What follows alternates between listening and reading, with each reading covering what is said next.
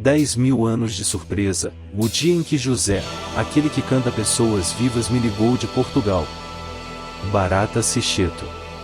Ontem José me ligou. E foi direto de Portugal. Eu juro, José me ligou. A primeira vez era meio-dia e eu ainda nem sabia que José iria ligar. Como podia José me ligar? Nem atendi, achei que fosse engano José me ligar. Quem sou eu para José me ligar? Mas José me ligou, e eu não atendi. Afinal, por que estaria José a me ligar? Logo ele, um grande José, que na sua terra é uma lenda. Uma lenda que canta pessoas vivas.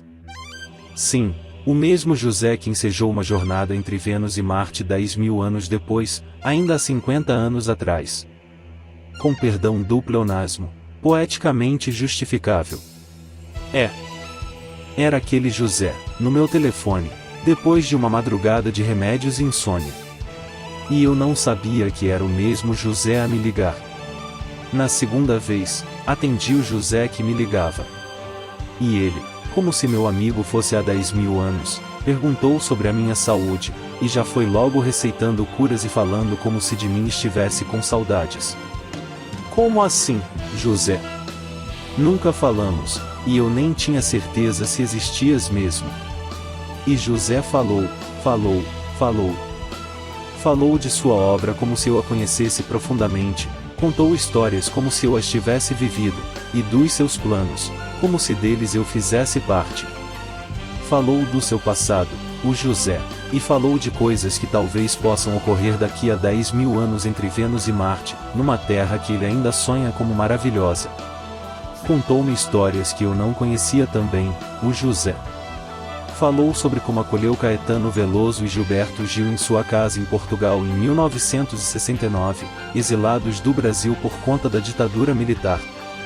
Falou tanto e tão bem, o José, que até esqueci o medo que eu tinha de não entender seu sotaque português.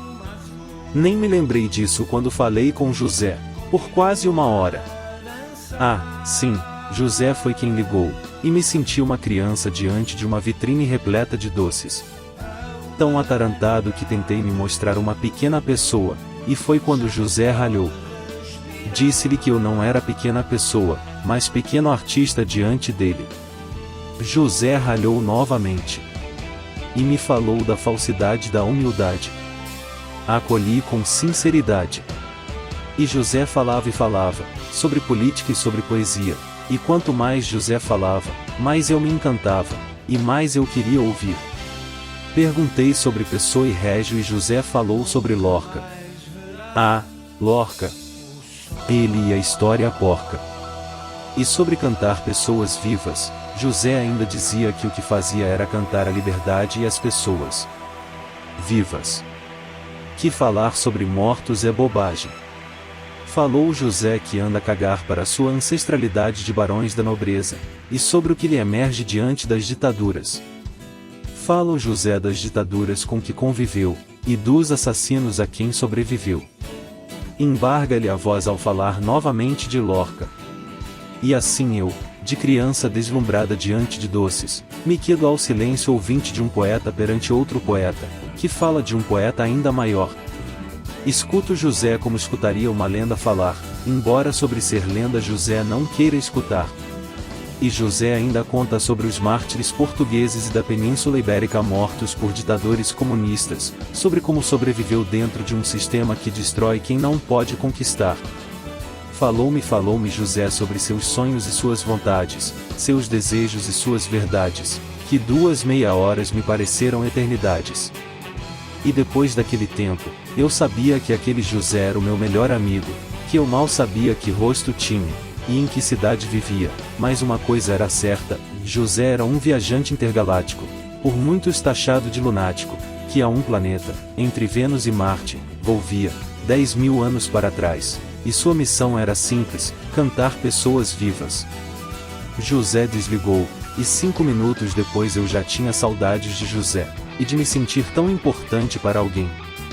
Alguém que canta pessoas vivas, alguém que fala a pessoas vivas, e que ouve pessoas vivas. Ontem José me ligou. Ontem José Cid me ligou. Estou embarcando agora em uma viagem de 10.000 anos no futuro, entre Vênus e Marte, certamente cantando pessoas vivas.